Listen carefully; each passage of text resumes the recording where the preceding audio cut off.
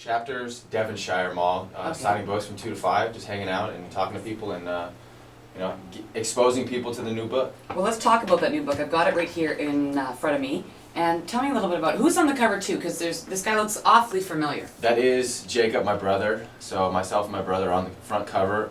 He's shown with 13-inch long hair. He just shaved his head and donated the hair to Locks of Love. So are you serious? Yeah, good for him. He's a good dude. He looks like it. I mean, he's your brother. Of course, he's a great guy. Yeah. The Young and the Thirsty. Where did you come up with that title, and what is the book about? Well, the concept of the book is for all the people who want to get into wine, but they're intimidated. You walk into a grocery store or a liquor store, and there's 1,000 bottles on the shelf, and you don't know what to do. So the easy thing to do is just pick up a $4.99 bottle of wine, because it's not an investment, and if it's not very good, it's a big deal. But this is kind of showing people, hey, listen, there's a lot of good wine out there that you need to try. Don't be afraid to venture up to the $15 to $30 range, because it's really good wine. And if you never expose yourself to that wine, you're not going to know what's what. True. Now, is there a difference? I mean, some people will say it doesn't really matter the dollar amount of the bottle.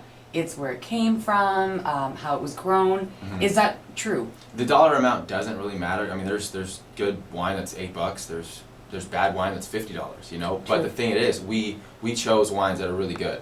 We've tried them all. We chose those wines. Oh, that must have been fun, Jesse. Yeah, it took about 4 days to drink 25 bottles of wine and make our decision. But yeah, we chose not really based on price, but we wanted to keep it in the wines that people may not have ever tried, just because they are a little more expensive. Yeah. 15 to 25. There's some I think as high as $35 in the book, but we wanted to try to expose people to these wines that they've probably never tried, and we also give kind of a background on the wine and what it's paired with, what occasion you should be drinking it on. So it's fun. Now, if you had to pick, I know it's kind of a put you on the spot kind of question. If you had to pick your favorite wine, a red one and a white one, what would you say? I really like the red blends, the Bordeaux style blends. They can be so different and complex. As far as a white, I like a drier Chardonnay. Okay, cool. Here's a silly question. I've heard this before, and you can tell me if this is true or not. In the book, which is really cool, is you talk about the wines and what you pair them off with. So I've heard when you're looking at drinking a red wine, you should be pairing that with like your red meats. Yeah. And your white with your chicken. Yeah, I mean, there's red wines you can have with your chicken and pasta, and there's you can switch it up. But generally speaking, the bolder reds, you want to have something that the food's not going to overpower. Okay. So you want a bold, if you have like a thick steak, you'll have a spicy red, and it works well together. You don't want something sweet with a rich dish. So does it make a difference as far as taste? Like, will you notice? I mean, your chicken might not taste as good because you're mixing up. Is it kind of you don't want the wine to overpower the food, and you don't want the food to overpower the wine. You want them to complement each other, and so that's why food pairing is so important with wine. Now, we're talking about complementing each other, and this is going to take us to a different area of your life, the Bachelor Pad, and complementing each other, and clearly not complimenting each other when with Elizabeth. Right. We have to talk about that, Elizabeth. What was the deal with that? You guys were together, weren't together? Was it a casual thing? What was the deal? Because last show, she kind of gave a real good, nasty little dig there, calling you a player. Right. We had dated casually before the show, and she had no idea that I was going to be on the show as well. And we had a discussion beforehand about how she was open-minded to finding someone on the show, and I was totally okay with that. Cool, that sounds good. And as soon as I show up in the house, she freaks out and drops the L-bomb on me, and everyone is like, this guy is, he's not very nice, because he says he doesn't want to kind of pair himself off with her. So it turned out bad, and yeah, she's crazy. Well, let me tell you, from a woman's perspective, Jesse, honey, let me tell you, if she told you this, if she said, hey, listen, I'm going on the show and I'm okay to find somebody, she was doing it to find out how you would react. I don't play those games. That's game playing. That is women. Not all women. That is some women. I don't do that, but I'm just telling you, women will do that because she's like, let's see how he reacts. But you reacted with the, hey, okay. If you find somebody, you find somebody, because that's how you felt. I don't play those indirect, like I'm going to say something, but it really means something else. I don't do that. I'm very straightforward and upfront, and if someone, even if I can tell she's fishing and she's trying to look for something else, I'm not going to play into that. I'm very, like I said, I'm truthful, upfront. I never told her I never lied to her, so I don't get those games. I don't play those games, so it didn't work with me. And that's the way it should be. Now, if you're looking for someone in particular, if you know, ladies are listening, they're single, they're going, oh, you never know.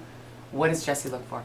Oh man, I like a very decisive woman, and I like someone who's driven and who doesn't need. Like if I want to settle down and get serious with someone, I want that person who doesn't need me. They have their own life. An independent woman. Very independent. They don't need me. I don't need them. But if we work well together, then you know down the line we both obviously would need each other. But at the beginning, I don't want someone who is so clingy and needy. And if that person, you know, if we happen to take some sort of separation, I don't need that person to, or I don't need to feel like, you know, like that person needs me back because Like they can't function in life. The Jerry Maguire, you complete me. Right. You don't need that. No. Now, having said all of that, somebody, so obviously you want somebody who's independent, someone who's attractive, someone who's fit, someone who has, I guess, their own money. Mm-hmm. David Good falls into that category. For me? Oh, absolutely. We're that relationship's on the back burner right now. We're just testing the waters, but we always have that. That's like the high school friend where you're like, all right, if we're not married in 5 years, what do you think? What do you say we get together? That's You us. guys are just, and you acquired this friendship while you guys were on the show. Yeah. Yeah. And it just built from there. Well, because here's the thing: when you're on the show, it's like a hyper-sensitive version of real life. You know, you live together. You're constantly talking with each other. There's no TV, radio. There's no distractions. It's just you and that person. And so we got to know each other pretty well, and on 2 shows. And then it's just, you know, we're good friends, and we try to do everything together, and it's we're having a lot of fun with it. And okay, before we go, one thing you can tell us about David Good that none of us know, the G-rated show. Oh, right. One thing people would be surprised. I didn't know that about Oh, David. in his bag, what do you call it? The where it's got your deodorant, your toothbrush, Okay. vanity bag, whatever it's called. He has an eyelash curler. He does. I saw it, and I haven't even said anything to him about it yet. David Good? No way. I saw it, and I was like, I don't even want to bring it up, but Are you serious? and I know he's gonna be, oh yeah, it was my ex-girlfriend left it in my bag, but I'm pretty sure I saw it in there, and I don't know if he used it or not, but. He's gonna love you for that. Then before we go, one thing we don't know about Jesse Kovacs that we might be surprised to know.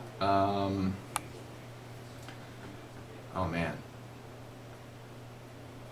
Now you put me on the spot. Because you're pretty. I mean, you are an open book. I mean, I must admit that you don't seem to. How about this? I love Sade. You're such a liar. I swear. I have every Do you? album. Every album. What were your favorite songs?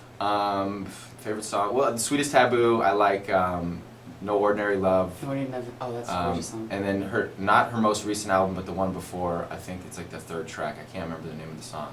That's good. Well, I'll Lovers Rock. nice. Okay, Yes. you do know it. Oh, I Okay. know it. It's good romantic music. It's awesome. It is Hey, when I'm doing a road trip and I have like a 7-hour drive, every time I put that CD and just listen. Just Really? Listen. The best of everything. Something I did not know about Jesse, and hopefully something you didn't know either. Well, Jesse, thanks so much for joining us. If we're looking at picking up this book, I know you've mentioned we can go to Chapters in Toronto. Of Yes. course, Devonshire Mall here will have some copies there. They're like $22.99 here. Yes. Across the border, $19.99. And what's also cool too, on your website. Tell us your website again. KovacsBrothers.com. And you can pick it up there too. Oh yeah, you can order the wine, you can order the book, you can actually order Dave's book on that website as well. Oh wow, yes, the man code. Yeah, and then also I also want to say tonight I'm going to be at Symbol, just hanging out. I think I got a booth, and so yeah, come by. So we say can hang hello. out with. Yeah, come hang out. Symbol Nightclub, located on Aulette and University. You can stop by there. Doors open at 9 o'clock, so if you don't get the opportunity to stop by at Chapters, you can stop by there and party with Jesse. Yes. How many people can say they party with Kovacs? Well, actually a lot. It doesn't surprise me. Thank you so much, and again, a reminder, KovacsBrothers.com for more information. Stick around, we've got more coming up.